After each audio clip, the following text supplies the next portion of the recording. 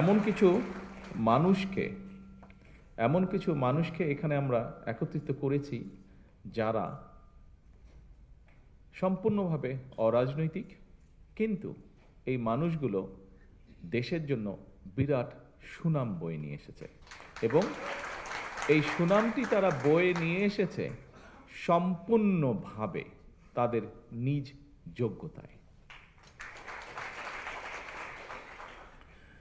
আজকে এখানে যারা জয়ী হয়ে এসছেন, বিভিন্ন ইভেন্টে যারা বিজয়ী হয়েছেন, আমাদের ক্রীড়াবিদ বন্ধুরা, তাদের প্রত্যেকেরই কিন্তু বিজয় হওয়ার জন্য একটি প্রতিপক্ষ ছিল এবং প্রতিপক্ষ ছিল বলেই কিন্তু তারা যখন বিজয় হয়েছে সেই বিজয়ের আনন্দটা তারা উপভোগ করতে পেরেছে এবং তারা শুধু একা কিন্তু এই আনন্দটি উপভোগ করেনি। যখন তারা বিজয় হয়েছে, তারা সমগ্র জাতিকে সাথে নিয়ে এই আনন্দটা উপভোগ করেছে, বিজয়ের আনন্দটা। সুতরাং খেলাধুলায় কিন্তু পরাজয়ের অর্থ কিন্তু হেরে যাওয়া নয়, বরং এটির অর্থ হচ্ছে জয়ের একটি অংশ। আপনি আজকে পরাজিত হয়েছেন মনে, ইনশাল্লাহ আপনি আগামী দিন বিজয়ী হবেন। আইনস্টাইন একটা কথা বলেছিলেন, যতটুকু আমার মনে আছে, কথাটা ছিল এরকম যে যে মানুষটি কখনো পরাজিত হয়নি সে আসলে কিছুই করেনি। আপনাকে জয়ী হতে হলে কিছু করতে হবে। কথাটার অর্থ হচ্ছে সেটাই, যে মানুষটি পরাজিত হয়নি মানে সে পরাজিতই হয়নি, জয়ী হওয়ার তো প্রশ্ন আসে না, তার মানে সে কিছু উদ্যোগই গ্রহণ করেনি, চেষ্টাই করেনি। আজকের এই অনুষ্ঠানে যারা পুরস্কার গ্রহণ করেছেন, প্রত্যেকটা খেলাকে তারা প্রতিযোগিতামূলক করে তুলেছিলেন এবং অংশগ্রহণ করেছিলেন, এবং এই জন্যই আমি তাদের প্রত্যেককে জানাই আমার আন্তরিক শুভেচ্ছা এবং অভিনন্দন।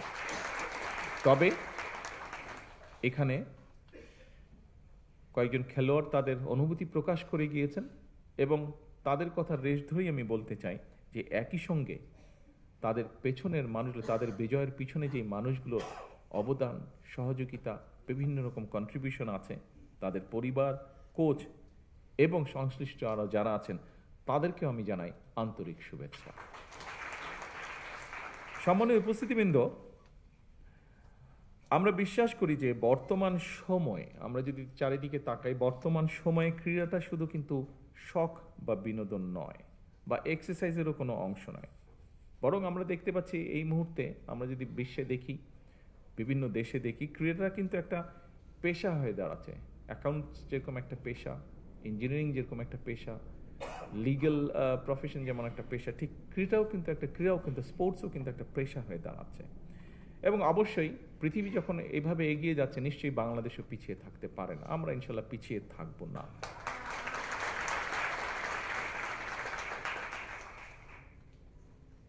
উপস্থিতিবৃন্দ, বর্তমান সরকার একটি নির্বাচিত সরকার, একটি রাজনৈতিকভাবে নির্বাচিত একটি সরকার, এবং স্বাভাবিকভাবে আমরা একটি নির্বাচন প্রক্রিয়ার মাধ্যম দিয়ে এসেছি।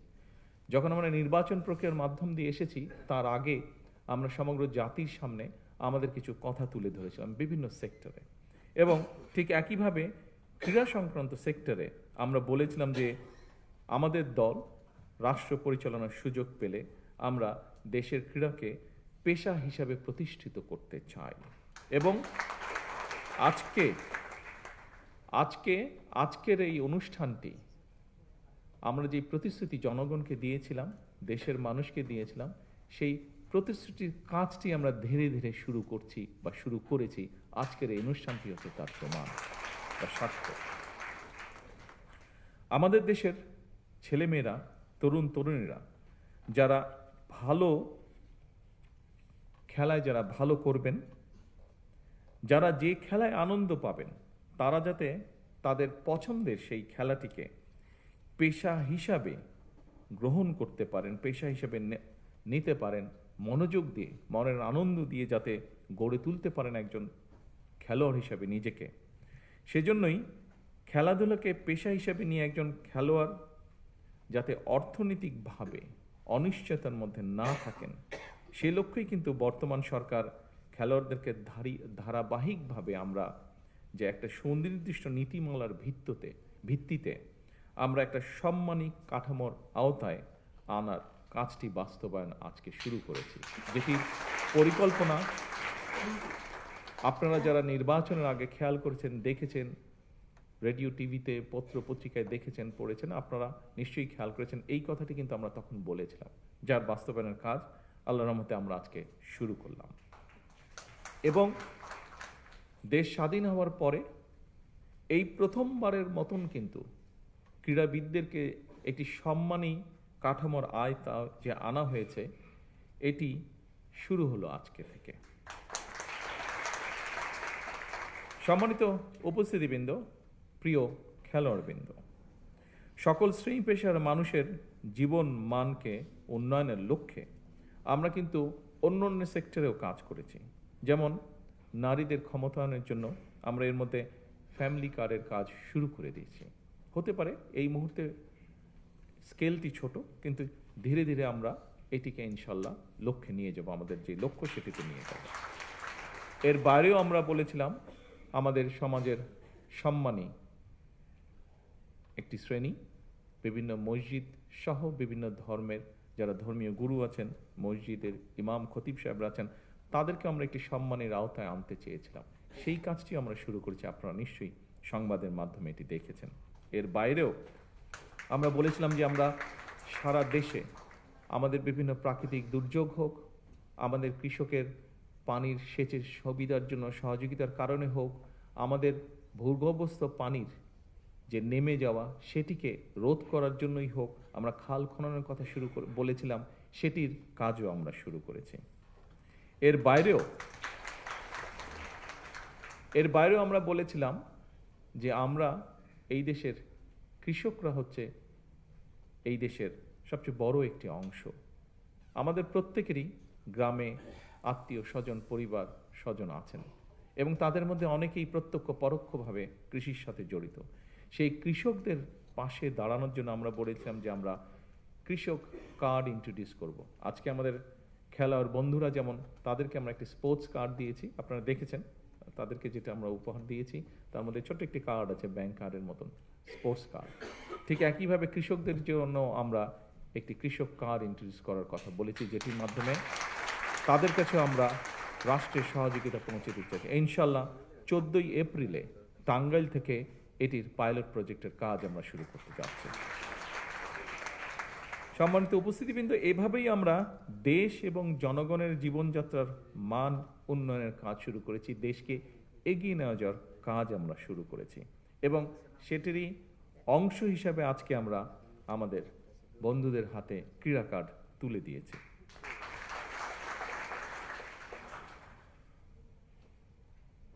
প্রিয় ভাই বোনেরা, সবার জন্য ক্রীড়া, এই প্রতিপাদ্যেই সরকার পিছিয়ে পড়া জনগোষ্ঠী অথবা বিশেষ চাহিদা সম্পন্ন ব্যক্তি যারা খেলাধুলায় অংশ নিতে চান, তাদের জন্যও কিন্তু আমাদের পরিকল্পনা আছে, আমাদের চেষ্টা আছে যে দেশে বিদেশে সকল ধরনের যে সুবিধা রয়েছে সেরকম সুবিধাগুলো আমরা ধীরে ধীরে গড়ে তুলতে চাই। আমরা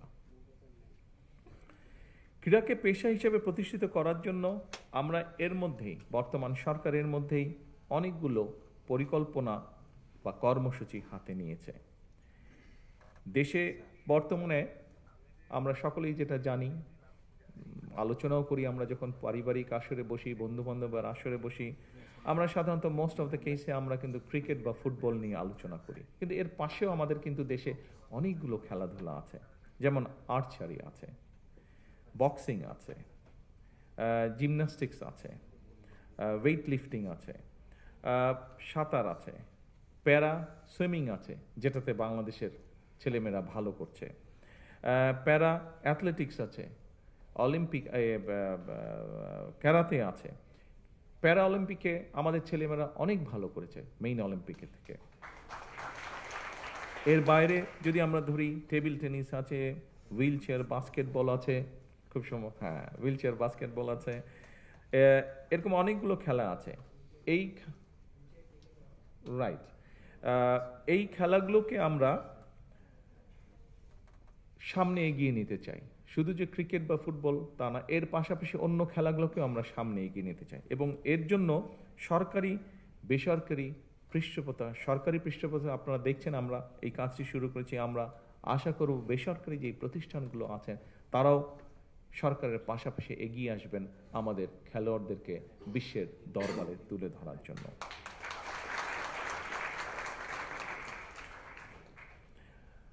সকল উপস্থিতিবৃন্দ, আপনারা নিশ্চয়ই দেখেছেন সম্প্রতি সাফ নারী ফুটবল যে গেমস, এটার মধ্যে প্রথমবারের মতন বাংলাদেশ চ্যাম্পিয়ন হয়েছে। সেই চ্যাম্পিয়নদেরকে আবারও আজকের এই অনুষ্ঠানের পক্ষ থেকে আমি আন্তরিকভাবে শুভেচ্ছা এবং অভিনন্দন জানাচ্ছি। সময়ের পরিপ্রেক্ষিতে বর্তমান সরকার খেলাধুলাকে পেশা হিসেবে প্রতিষ্ঠিত করার জন্য স্বল্প, মধ্যম এবং দীর্ঘমেয়াদী লক্ষ্য এবং পরিকল্পনা যেগুলো নিয়েছে সেগুলো আপনারা কিছুক্ষণ আগে যে ভিডিও হয়েছে তার মাধ্যমে আপনারা দেখেছেন। আমাদের বিভিন্ন বক্তা যে বক্তব্য রেখেছেন তার মাধ্যমে আপনারা জানতে পেরেছেন। পর্যায়ক্রমিকভাবে এগুলো আমরা ইনশাল্লাহ বাস্তবায়ন করব। পড়াশোনার পাশাপাশি খেলাধুলার প্রতি আমাদের যে ছেলেমেয়েরা ছোটবেলা থেকে আগ্রহী স্পোর্টসের জন্য, তারা যাতে এই সুযোগটা পায় সেজন্য এর মধ্যেই দেখেছেন স্পোর্টস মিনিস্টার উনি ওনার বক্তব্যে বলেছেন যে শিক্ষা কারিকুলামের পাশাপাশি আমরা কারিকুলামের ভেতরে আমরা চতুর্থ শ্রেণী থেকে খেলাধুলাকে যাতে মোটামুটি কম্পালসারি করা যায়, অর্থাৎ আমাদেরকে স্কুলে যেরকম অঙ্ক, ইংরেজি, ভূগোল, ইতিহাস এগুলো যেরকম কম্পালসারি পড়তে হয়, আমরা চাচ্ছি যে বাচ্চাটা যে খেলাটাই পছন্দ করুক কিন্তু সেই খেলাটা তাকে খেলতে হবে, সেটাতে তাকে এক্সপার্ট হতে হবে, সেটাতে তাকে নিজেকে গড়ে তুলতে হবে। অর্থাৎ ইতিহাস, ভূগোল, বিজ্ঞান এই সাবজেক্টগুলোর পাশাপাশি আমরা খেলাটাকে কম্পালসারি করবো, সেটার মধ্যে মার্ক থাকবে, সেটার মধ্যে পাস ফেল থাকবে, যাতে সে সেটা সিরিয়াসলি নেয়। শুধু আচ্ছা বিকালে একটু খেলতে গেলাম বা অফ টাইমে একটু খেলতে গেলাম, নট দ্যাট, সিরিয়াসলি হতে হবে। অর্থাৎ আমরা আসলেই চাইছি আমাদের ছেলেমেয়েরা যাতে সত্যিকারভাবে নিজেকে একজন যে যেটাই খেলবে সেটাতে যাতে সে তাকে নিজেকে এক্সপার্ট হিসেবে গড়ে তুলতে পারে। সম্মানিত উপস্থিতিবৃন্দ, স্বাধীন বাংলাদেশে বিভিন্ন ক্ষেত্রে আমাদের শিশু কিশোরদের যে প্রতিভা ছিল সেটাকে বের করার জন্য 1976 সালে প্রথম কিন্তু শুরু হয়েছিল। এখানে যারা আমাদের খেলোয়াড় ভাই বোন বন্ধুরা আছে, তোমরা অনেক ছোট ছিলে, তোমরা ছোট ছিলে না আসলে, তোমরা দেখোই না বোধহয় কেউ, এখানে সামনের সারিতে যারা আছেন ওনারা দেখেছেন। 1976 সালে শুরু হয়েছিল বাংলাদেশের শিশুদের ভিতর থেকে প্রতিভাবান যারা আছে বিভিন্ন সেক্টরে, বিভিন্ন কালচারাল সেক্টরে বের করার জন্য নতুন কুড়ি শুরু হয়েছিল। এর মধ্যেই তোমরা শুনেছ, মন্ত্রী সাহেবের বক্তব্য শুনেছে যে আমরা, এবং আমিও বললাম যে ইনশাল্লাহ সামনেই আমরা যেটা করতে চাচ্ছি, কবে ডেটটা জানি, 30 এপ্রিল, রাইট, 30 এপ্রিল সিলেট থেকে আমরা শুরু করতে যাচ্ছি নতুন করে স্পোর্টস, এবং একই সাথে ইনশাল্লাহ এটা সারা দেশে শুরু হবে।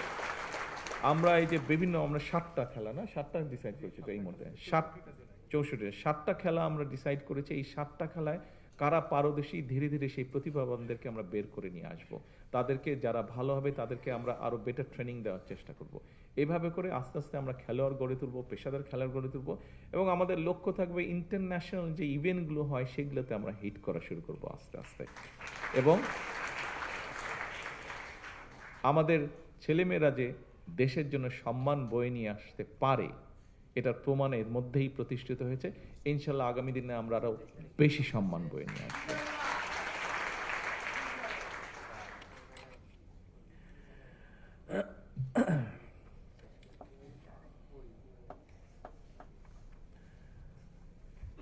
কথা অনেক আছে, আমার মনে হয় কথা কম কাজ বেশি করতে হবে, কথা কম খেলতে হবে বেশি। আমি শেষ যেই কথাটা একটা বলতে চাই, এই কথাটা একটু সিরিয়াস, তবে এই কথাটা আমি মিন করি, বিশ্বাস করি, এবং সেই জন্য আমি বলতে চাচ্ছি। দেশপ্রেম, ঐকান্তিক ইচ্ছা আর টিম স্পিরিট থাকলে আপনাদের সাফল্যজনক অগ্রযাত্রায় কেউ বাধা হয়ে দাঁড়াতে পারবে না বলে আমি দৃঢ়ভাবে বিশ্বাস করি। আপনাদের প্রতি খেলোয়াড় বন্ধুরা, আপনাদের সকলের প্রতি আমার একান্ত আহ্বান, একান্ত অনুরোধ, পেশাদার খেলোয়াড়ি জীবনে আপনারা কোনো রাজনৈতিক দল বা গোষ্ঠীর প্রতিনিধি নন বা হবেন না দয়া করে, বরং ক্রীড়া নৈপুণ্য দিয়ে দেশের প্রতিনিধি হয়ে উঠবেন আপনারা। দেশের জন্য সম্মান বয়ে নিয়ে আসবেন, গৌরব বয়ে নিয়ে আসবেন আপনারা।